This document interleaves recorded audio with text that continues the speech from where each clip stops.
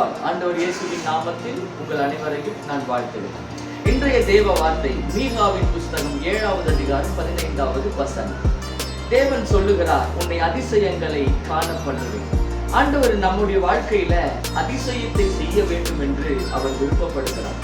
ஏன்னா அவருடைய நாமமே அதிசயம் என்று வேதம் சொல்லுகிறது.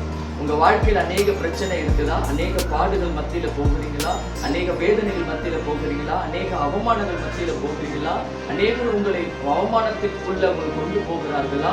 அதை குறித்து ஒன்றும் நீங்கள் கலங்கப்பட வேண்டாம். கர்த்தர் உனக்கு அதிசயமான காரியங்களை செய்ய போகும். காரியத்திலெல்லாம் நீ தோல்வியை சந்திக்கிறியோ, எந்த காரியத்திலெல்லாம் நீ அவமானத்தை சந்திக்கிறியோ, அந்த காரியத்துல கர்த்தர் உன்னை அதிசயங்களை காணும்படிக்கு தேவன் செய்ய போகிறார். ஆகவே தான் கர்த்தர் சொல்லுகிறார், உன்னை அதிசயங்களை காண பண்ணுகிறேன். God bless you.